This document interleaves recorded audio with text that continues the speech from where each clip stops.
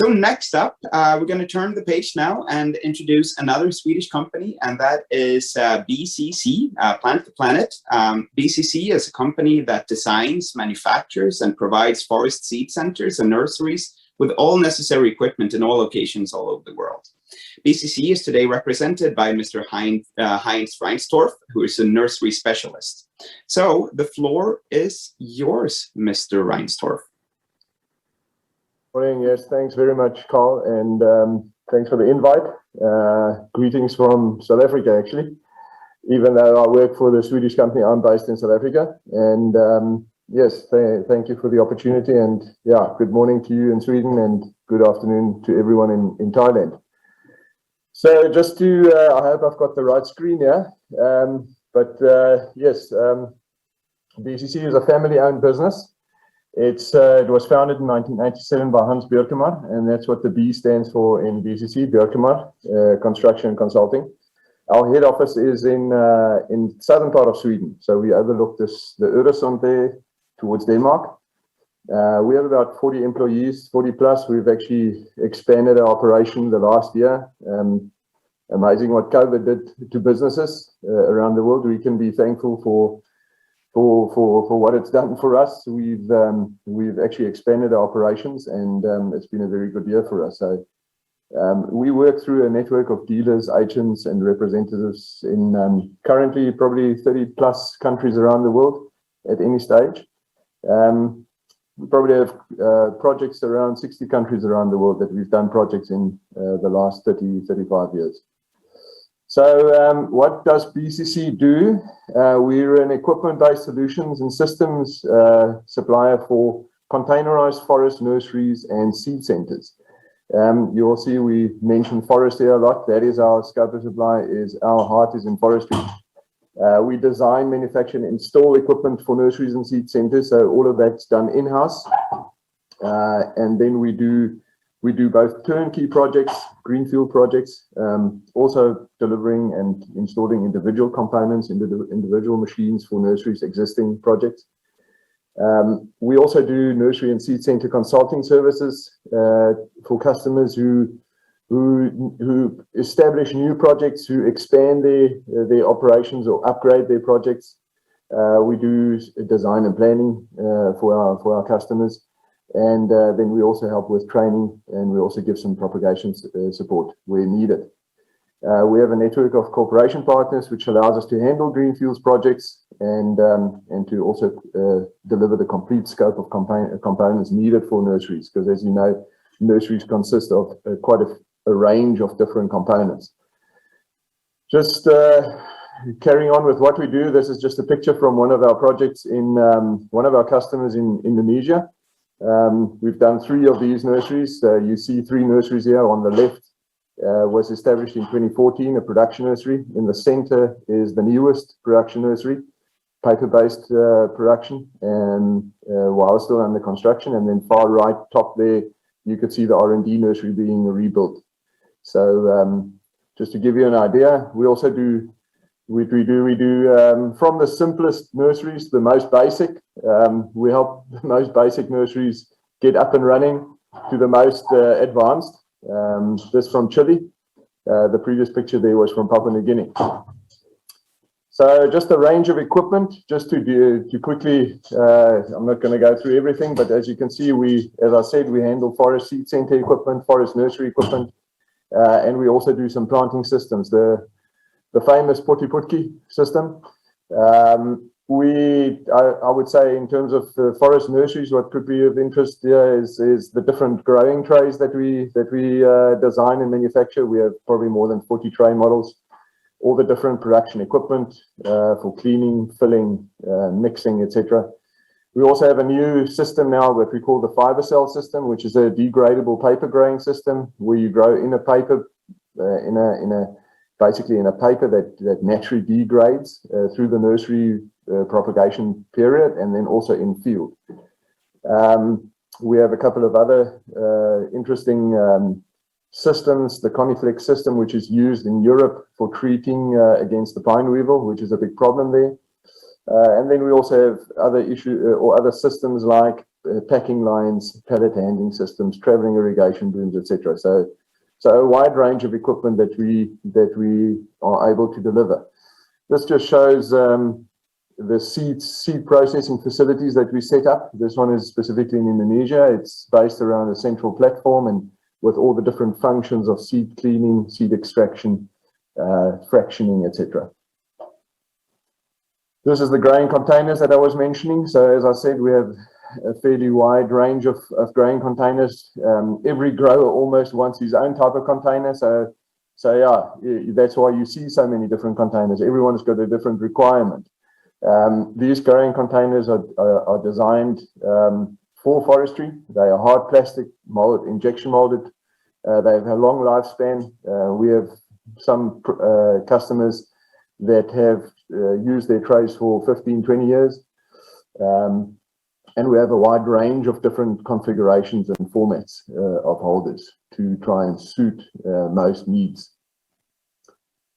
Just our range of equipment, as you can see, from tray washing and sterilizing, seed sowing, secking of cuttings, packing lines there on the right-hand side, down to fully automated packing systems. Then just coming to the fiber cell system, as I said, we have different types of machines to do fiber cell production. We fill paper. The paper comes on a roll, like a big toilet roll, you could say almost, and then that paper is unrolled and it is glued and filled up with growing media automatically through a machine, either small machines like you see in the top left picture there, which is in Papua New Guinea, or it could be in a multi-row machine, as you see on the left bottom there, that's in Indonesia, depending on your production requirements. And then we have a range of different holders to hold the paper pots in and to be grown into in the nursery. This just shows some pictures from Papua New Guinea, the concept of the fiber cell. So you have the opportunity to grow a really good root plug in that. And that's really what forest seedlings is about, is the root plug. And it degrades naturally, as I said, this paper. The paper basically holds it together. So you could use it, you can handle that plug in the nursery while it's waiting for the roots to consolidate the plug. It also helps to optimize logistics in the nursery and also out to the field. It's a more robust plug, easier to handle, especially with mechanized planting. So we can see a trend towards that in forestry, especially where guys are planting mechanized. Just the traveling irrigation booms. It's more and more forestry companies are going towards this solution for watering their plants outside, as it gives such a much better application of water, and it's just much more homogeneous than the traditional sprinkler type irrigation.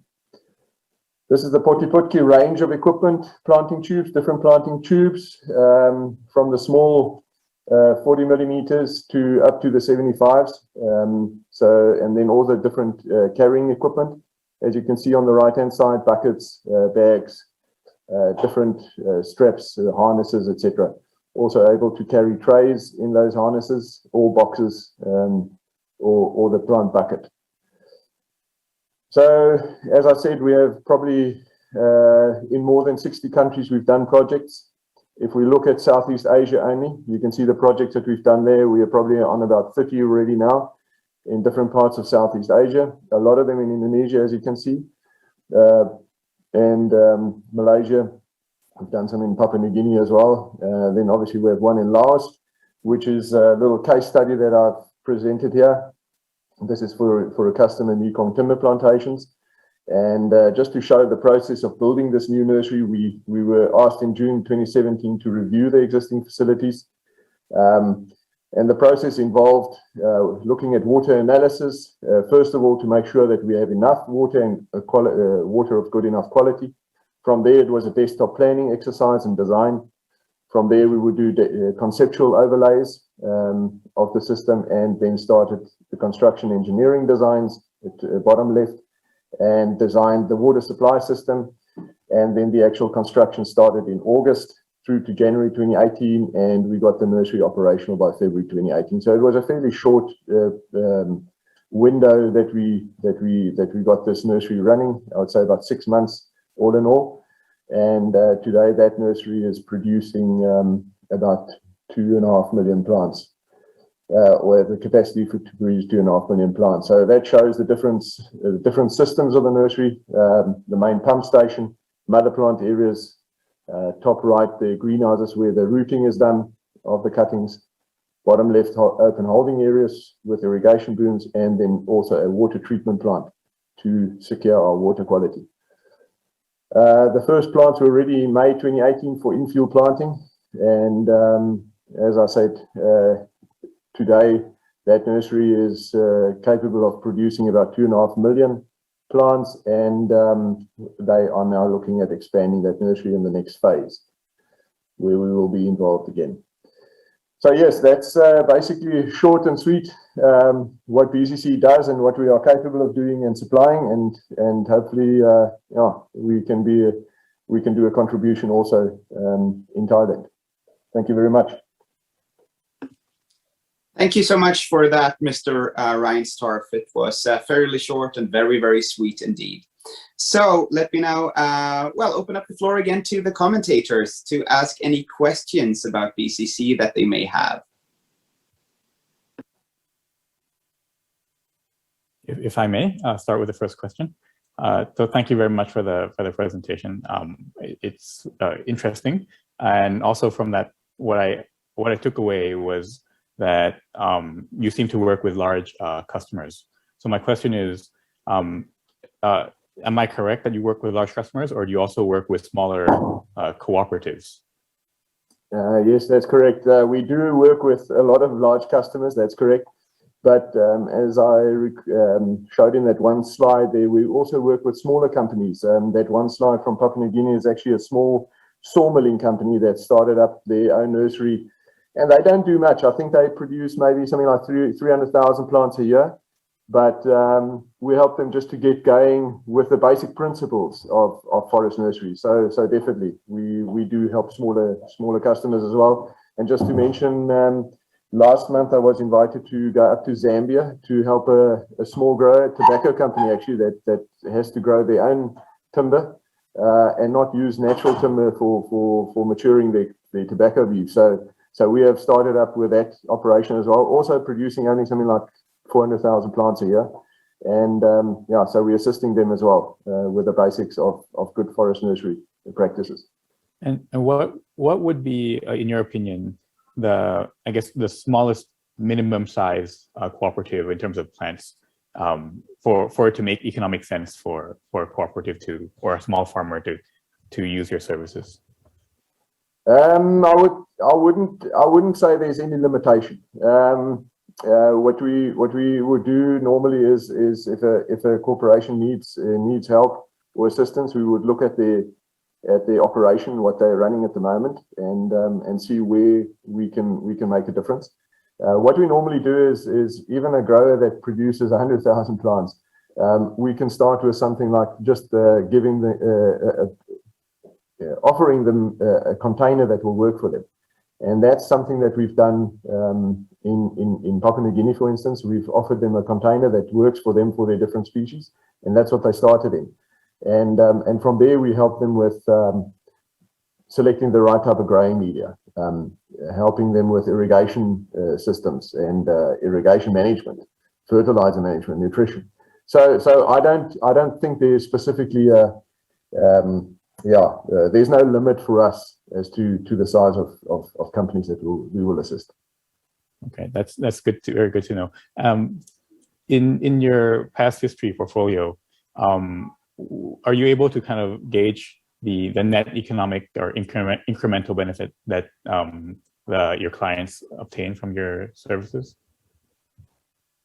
Yeah, are you talking about infield gains? It's what we say always is that a good seedling makes a good forest, and that's I think our clients see that. If I can go back again to this Papua New Guinea company, they used to grow, I would say, mediocre seedlings in polybags, and when they started growing I would say, better quality plants in a grain container that was designed for forest seedlings, they could see the benefit in field in terms of less mortality in field after establishment, quicker development, and that obviously also translated into a little bit less weed control because you get the quicker canopy cover. So there were definitely benefits. It's hard to say whether a good nursery, well, it's probably not hard to say, but we can confidently say that a good nursery gives you a better quality plant that establishes better in field. That is a fact, and that's been seen around the world. And that's why nurseries are seen as foundations for plantation operations.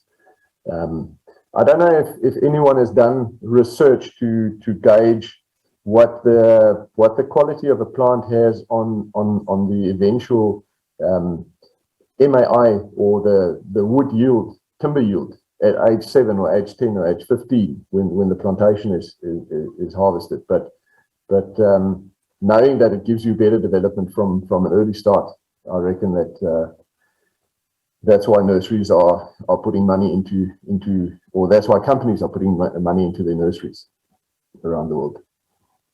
Yeah. Thank you very much. If I may comment on that and also have a question. I recently talked to Mekong timber plantations, and we asked them what do you see as the best way of increasing the growth rates for your plantation, and I said that's the nursery. So it's definitely having an impact.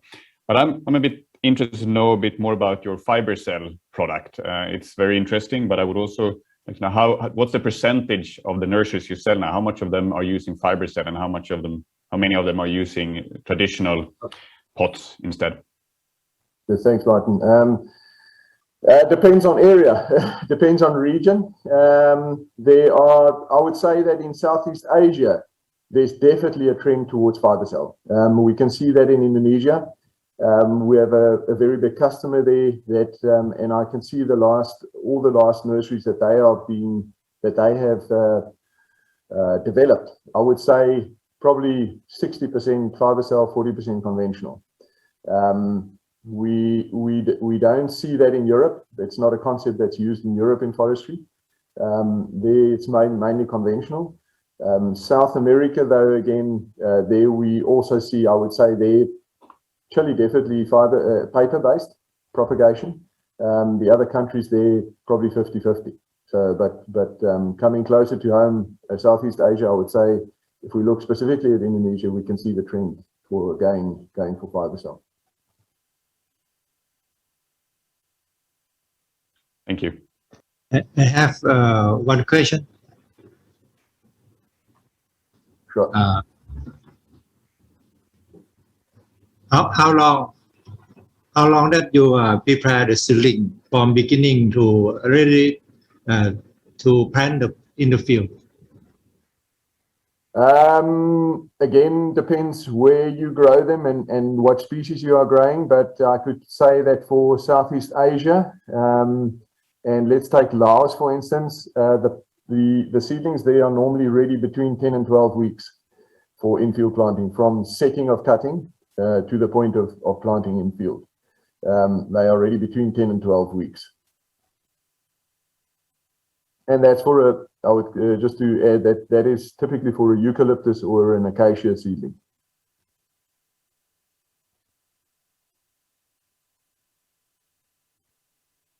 If I can just add to that, the project in Papua New Guinea, they are also growing teak and also balsa in that specific tray, that one slide that I showed, and they are growing teak. As I remember, also they take 3 months to grow teak in that tray. Then the teak seedlings are ready for planting out.